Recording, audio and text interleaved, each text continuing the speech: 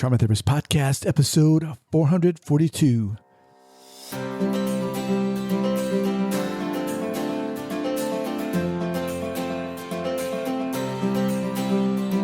All right, guys, welcome to the Trauma Therapist Podcast. My name is Guy McPherson. My mission is to raise awareness of trauma and to support new trauma therapists just starting out on their trauma-informed journey.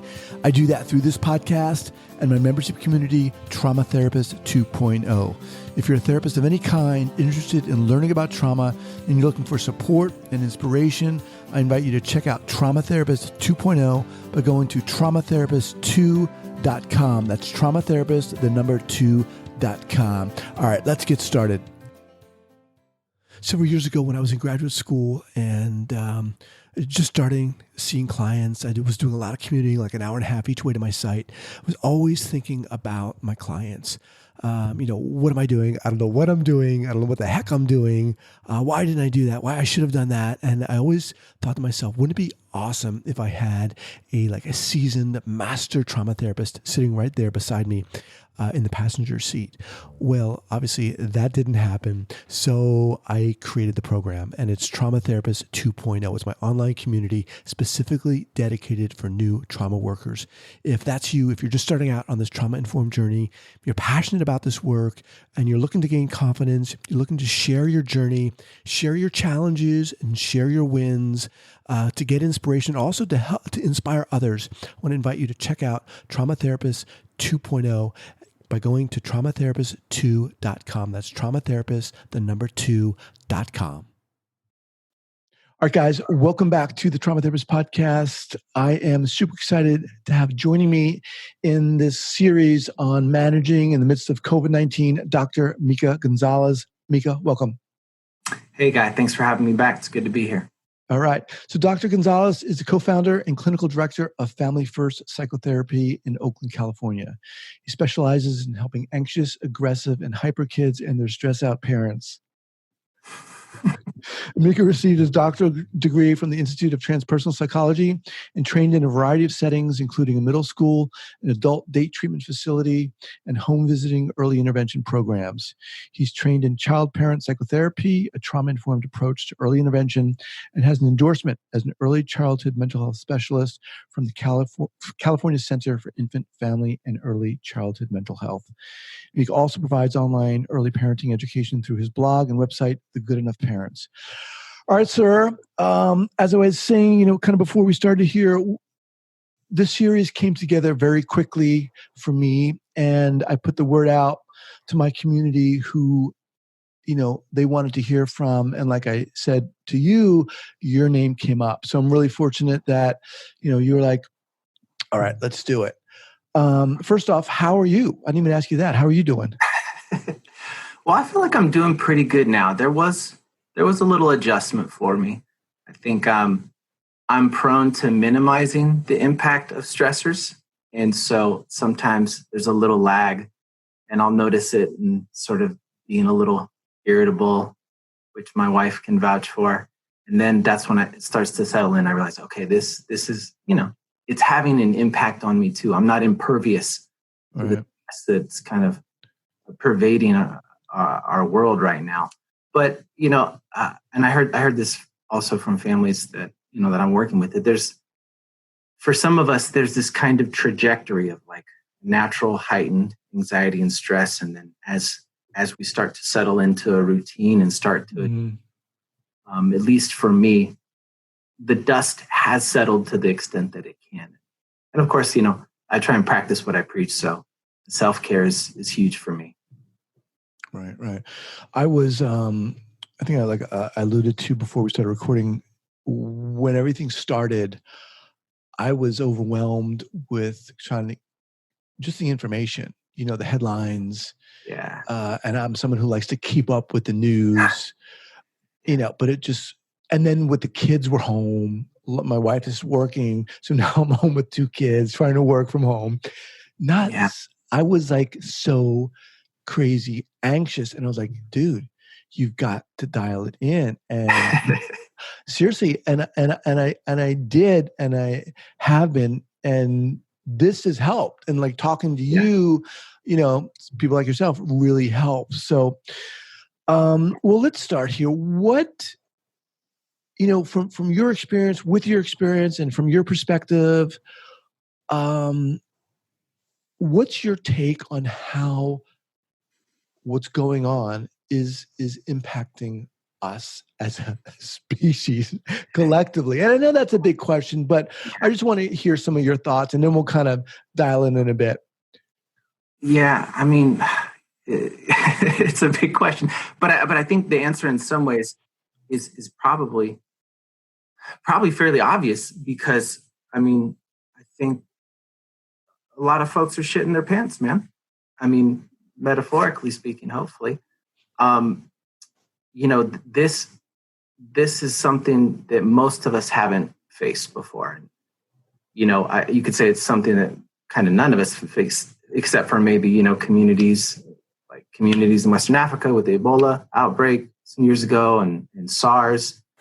But I read an article the other day by a political science professor who apparently had grown up in war-torn countries or had been through something like this, where there's a kind of lockdown situation, and that kind of made me realize that, oh yeah, there are plenty of other situations that are similar, at least there are plenty of other communities and countries that have had to go on these kind of lockdowns and had to kind of shelter in place because of immediate dangers, just obviously Right. places like Syria or any place that's suffering a war. So, I mean, I think there's, on the one hand, I'm sure there's a lot of anxiety. But what I've been focusing a little bit more on lately is just kind of, examples of resilience. And one of the things that I started looking at, and it's actually been a few days now, is this website called, it's Upworthy, I think. Upworthy, yeah, Upworthy.com. And they seem to focus, I mean, I've only looked at it a few times, and I saw it a couple of years ago because it had a few trending stories on Facebook or something like that. They have a collection of just positive things. Oh, love it. Are trying to help. I think one of the first stories, can't remember if it was on Upworthy or another news outlet, but Kevin Love, who plays for the Cleveland Cavaliers, early things he did as soon as NBA season got canceled was give money to the was somehow fund some of the workers in the arena. I don't think it was like something like 100,000 or something like that. Right. It was just, he was like immediate, let's take action and help people who are suffering. This is sort of the work that you and I and all the listeners, or most of the listeners, do. So I'm thinking about, and this, I'm sure this is a personal thing for me, the need to see these kinds of examples of resilience and examples of altruism and examples of people being together and helping each other out. Right. But I was on a walk the other day, with my family and talking with my wife about how cool it may be. We may look back in the next months or years, the effort, the global effort to try and deal with this. And, the first thing that came to mind to me was the global effort to find an effective vaccine. And I'm imagining, I have no evidence as of yet, but I'm imagining there are many teams of, brilliant, seasoned researchers, practitioners who are hard at work on this. Right. I'm looking forward to hearing those stories about, what kind of coordination was happening across across departments. Because I think we're gonna get some of those, because we haven't all been in it together in this way, at least in my lifetime. I could imagine maybe half of the world feeling that, and or something like that. But we are kind of, for better or worse, all in it together. So I find myself going towards those, the positive things, in spite of my training to really stay with the tough stuff, to meet the suffering head on. Well, I know from my experience, when I do read those stories that are positive, I feel it in my body automatically. And it's so easy for me at least, to be pulled into those headlines that are just so daunting, that are just they can be really frightening and depressing. And quite frankly, I don't have control over that, Right. And so anyway, I really appreciate you mentioning that. I'm going to include that Upworthy site in the show notes here, but that's I think a really good reminder for us. And I don't think we can have enough of those reminders, the importance of that, seriously. So are you still working now, and in what capacity are you working? Yeah, definitely. Yeah. That's been interesting too. That's kind of another, again, sort of reframing the situation. This has been a good learning opportunity for me professionally, because I work with a lot of kids. I work with adults and couples and stuff too, but I work with a number of kids right now as young as 4, and wow, doing all video conference or phone also with some adults. And that's a trip. That is I didn't know it was possible, but it's not the same, of course, but I am having good experiences with kids. And I have a 6-year-old who was able to have a session with me in his room with the computer without, and this is a patient that I typically see just me and him. And even though parents are involved with the parent consultation sessions, he was able to have a whole session with me in his room without his parents. Oh. It's just really cool to see that, I think the kids in some ways are more adaptable than we are. This is like a cool thing. I get to see a person I like, through the screen. Mm-hmm. So I feel like, things have been going good. I had done telehealth before, even since my pre-doctoral internship in 2010. So I had some experience with it. And so it's not that new, but the experience of coming into my office and then just being, sitting in my seat the whole time, mm-hmm. That feels weird. In the first couple of days, I was kind of exhausted, even though I wasn't moving around nearly as much as I do with the kids in the session. So I don't know. I think it's cool. I'm definitely still learning. I'm going to have a Zoom call with some colleagues, some other child therapists, just to be like, hey, how's this going? Right. Gleaning things. I also just came across the document, and this might be good actually for any of your listeners who are working with kids too. And I haven't read through the document, but it looks promising. And I can't remember the name of the institute, but there's an institute of, some sort of telehealth institute who's put out a report or put out some guidelines for doing health with children and youth. So I'm planning on going through that again and, keeping up with this big experiment. How, in terms of COVID-19, with that kind of serving as somewhat of a context, how is that, or is it coming into play with these young kids? Maybe not 4 or 6, but maybe so. Yeah. Yes. Well, definitely. Honestly, the kind of general rule is that the younger the kid, the more likely something like this is going to impact them for a number of reasons, sort of being more sensitive to the variations in the parents' emotional states and changes in routine, and then being less equipped to sort of use the cognitive and intellectual Mm. faculties to sense of that appropriately. And unfortunately, being more magical. Let me focus on that, because I think that might strike some people as kind of interesting, maybe. Yeah. So the younger the kid is, the more they're going to be impacted, kind of. Yeah. Okay. As a rule, sure. As a rule. And in part because they'll they have less, their minds are less mature, and they also have less life experience to draw upon. So, for example, if a 7-year-old sees, it goes out for a walk in their neighborhood and they see a neighbor wearing a mask versus a 2-year-old, a 7-year-old may have more experience going to the doctors, have real concrete memories of doing that and seeing people with masks on. Maybe they've already asked the question, well, why are they wearing a mask? Is that a costume?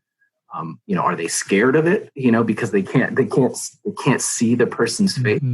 That's more likely to be confusing or potentially overwhelming or frightening for a 2-year-old because they don't understand the context. And I think a big differentiator too, what I've been thinking about recently is just, does a child understand germs, the concept of germs? And I find it so much easier to explain to a child if this is an inquisitive child who's able to sort of take in as much information as would be helpful to give them, then I'm finding that if they can get this idea of germs, good germs and bad germs, it goes a long way in helping them understand some of these changes. Things like masks, things like washing hands, things like keeping distance. All right, guys, I want to welcome back Talkspace as a sponsor to the podcast. We all have something we want to change about ourselves, whether it's spending too much time on social media or wanting to start a new hobby. But if you're like me, like most people, taking action can feel almost impossible without the right support.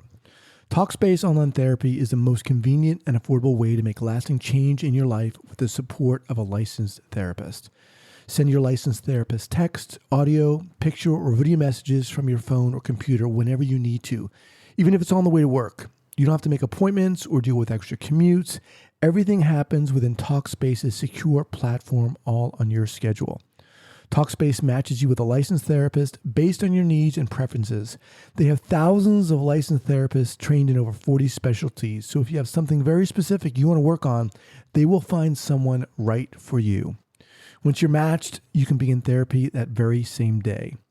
The bottom line is that life can be hard, and Talkspace wants to make sure more of us get the support we need at a price we can afford. As a listener of this podcast, you can get $100 off your first month on Talkspace. To match with your perfect therapist, go to Talkspace.com or download the app.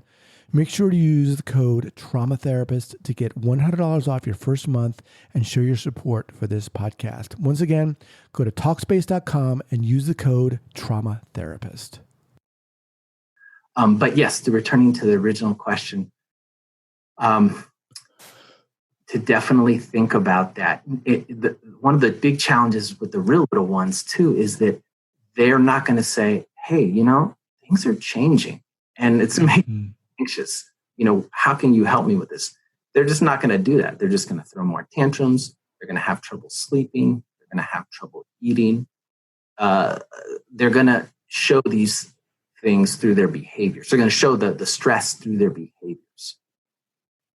Okay. So what's the, how would a parent respond to that in a sense, or a therapist? What should they be aware of, knowledgeable about? I think it's kind of like just going back to basics, in the sense of it, the centerpiece is safety and security. So taking the changes in the child, so if a child is having some of these, increased emotionality or even increased aggression or something like that, low frustration tolerance, these are things that you often see when a child is feeling a lot of stress. Going back to just the basics of acknowledging the changes, acknowledging feelings, validating those feelings, and then also providing that reassurance. And when I'm working with families, I do help them, collaborate with them, coach them on getting the language right for like developmentally appropriate reassurance and communication, all that sort of stuff. But I really try and emphasize the action more than the words, because that's, action. We say that play is the language of childhood, and those are all actions. So doing things like hugging and having family time, singing, and I'm talking about little ones in particular, but you know, parents may be finding that even some of their older kids are, 7, 8, 9, those are not very old, but they're out of that early childhood range, may be regressing somewhat in response to the stress, but continuing to, one of the recommendations that I've been giving that I've seen written a lot too is just maintaining a routine. Mm-hmm. It's kind of like right now, it's kind of like we're on vacation, but we're just not having any of the fun. And so because there's a quasi vacation consciousness, right. It's easy to get out of the normal routines. So what I'm trying to help people focus on is just kind of the bare minimum of maintaining a routine, like sleeping routines, whether that's bedtime or nap time, and also eating mealtime routines, and having those be kind of the anchors for the day. Because many parents, those who are fortunate enough to still have their jobs, mm-hmm. their work is out of whack too. Mm-hmm. Right. And it's more flexible. So you have to kind of you have to artificially, whereas it's been done for us, school starts at a certain time, it ends at a certain time. Right. We have to kind of manufacture this routine and structure. And I'm not suggesting that it has to be like over the top, but just starting and maybe even ending with the bedtime and the mealtime as a way of anchoring the day and providing that kind of rhythm mm-hmm. and predictability for the little one. Right. Okay. Now, in terms of a little older, say like 10, 11, 12, 13, obviously those kids have the language to a certain degree to, express more.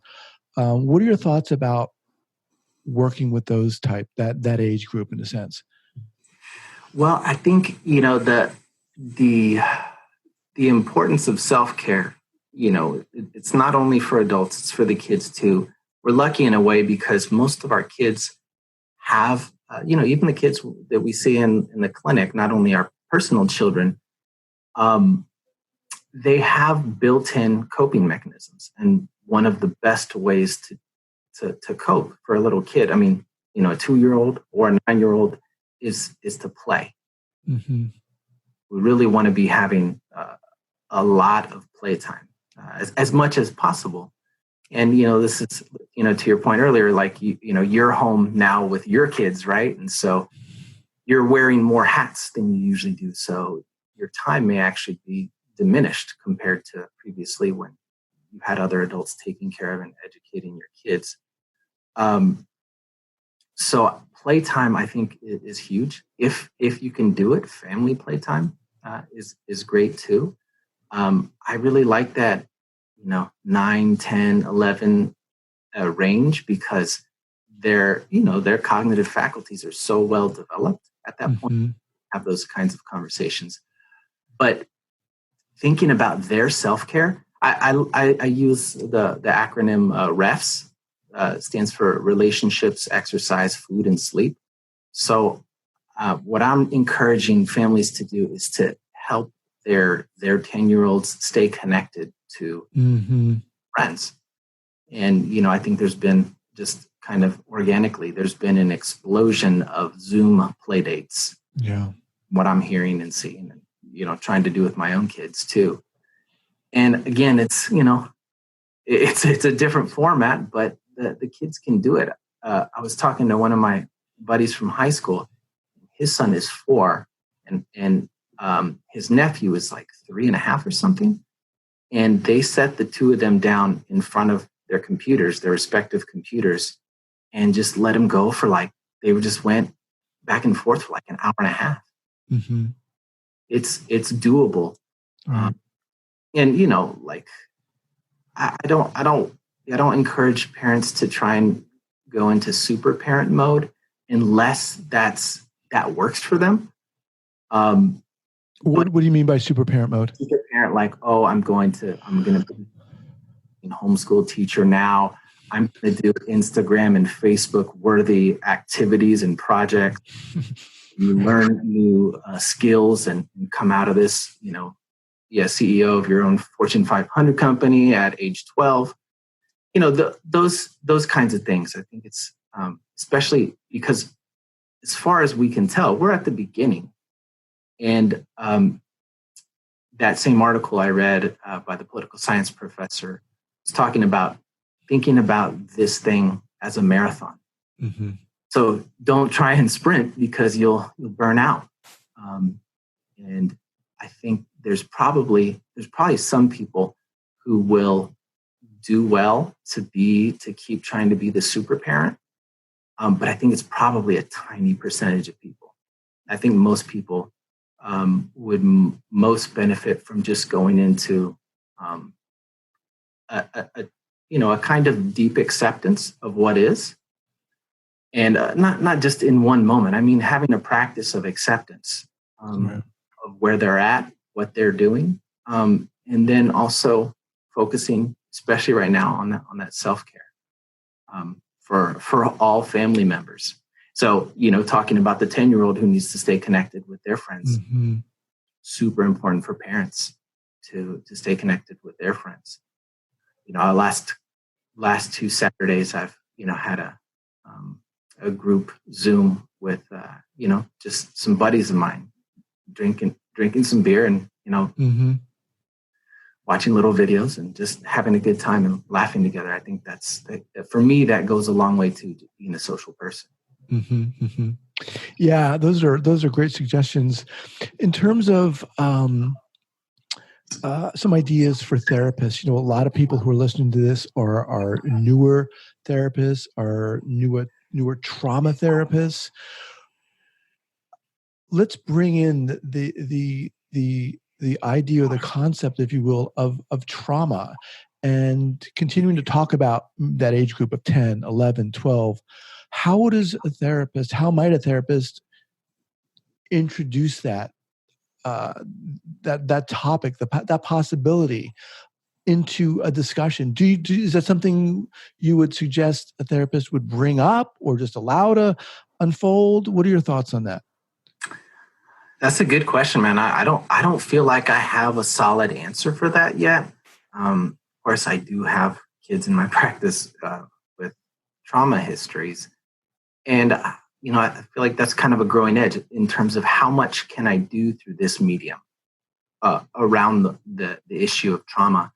So I feel like, in short, I'm still learning. So I don't know, but I can tell you some of the things that I'm thinking about.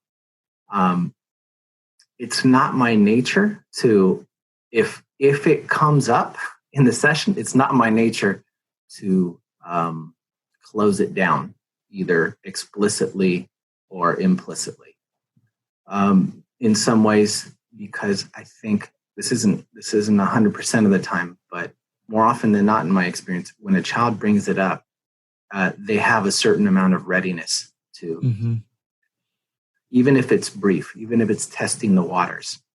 So, now having had 2 weeks of video conference, some of the things I'm thinking about is, what is the immediate emotional container for the bringing forth of the trauma? And I'm specifically thinking about, who's in the house? Mm-hmm. Are they available? Am I talking with them? So this is one of the things I do a lot when I work with kids is, I'm on the phone or having, in-person meetings. I'm not now, but in general, I'm having a lot of parenting consultation sessions because the parents can do so much to extend the work and add to and collaborate. So if we're going to be doing some trauma work, I want the parents to know beforehand. Mm-hmm. And I just got off the phone with a grandmother. And just talking with her, in CPP or child parent psychotherapy, they call it unstructured developmental guidance. And so I'm just talking with her about how the patient might go through the next few weeks and months, because he had a week or two after the shelter in place. He had a week or two of like just kind of just feeling like relief of not having to go to school and things like. and getting to play, with his cousins because they live in the same home. But now and this is a kid with a pretty acute trauma history. And so now some of the trauma that he experienced is actually in the home that he lives in now, which is totally safe. But, those trauma reminders, those trauma triggers are starting to creep back in. Right. I was giving her some guidance on how this might play out in the coming weeks and what are some of the needs that he might have, so that sense of an emotional container is a little closer and a little more full, in preparation for the possibility of some more acute or more direct trauma work. Awesome. All right. So what's next for you? What do you have going on right now or coming up? Well, right now, my co-founder and I at Family First Psychotherapy in Oakland, Dr.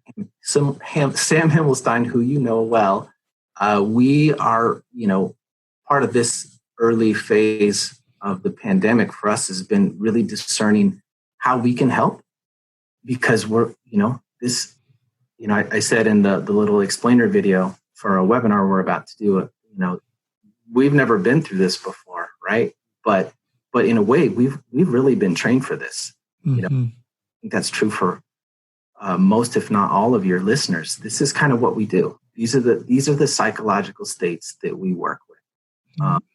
And although we're probably most of us going to be doing it by phone and by telehealth or by video conference, we have so much to give. And so Sam and I decided to start to do a webinar for parents.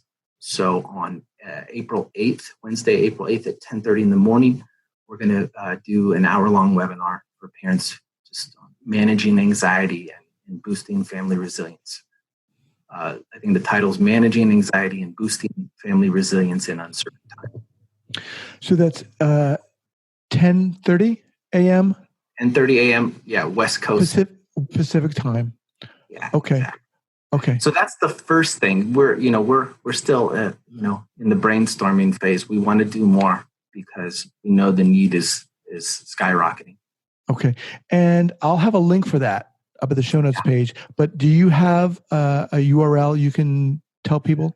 Just go to our Facebook page. Go into Facebook and enter Family First Psychotherapy. You'll see the house, our greenhouse logo. Okay. And I think the video and link to the registration page is on there. It's pinned to the top. Awesome. All right, brother. Mica, thank you, man. You are awesome. I mean, you have this really awesome way of articulating a lot of concepts that I know a lot of the listeners here are like, oh my gosh, this is awesome. There's a lot of gold nuggets. Love it. Good. I'm happy to help however I can. I appreciate that. All right. Stay healthy, man. We'll be in touch. All right. Take care, brother. All right. Bye-bye. Several years ago when I was in graduate school and just starting seeing clients, I was doing a lot of commuting, like an hour and a half each way to my site. I was always thinking about my clients. What am I doing? I don't know what I'm doing. I don't know what the heck I'm doing. Why didn't I do that? Why I should have done that? And I always thought to myself, wouldn't it be awesome if I had a seasoned master trauma therapist sitting right there beside me in the passenger seat? Well, obviously that didn't happen. So I created the program, and it's Trauma Therapist 2.0. It's my online community specifically dedicated for new trauma workers. If that's you, if you're just starting out on this trauma-informed journey, you're passionate about this work, and you're looking to gain confidence, you're looking to share your journey, share your challenges, and share your wins, to get inspiration, also to help to inspire others, I want to invite you to check out Trauma Therapist 2.0 by going to traumatherapist2.com. That's traumatherapist, the number 2.com.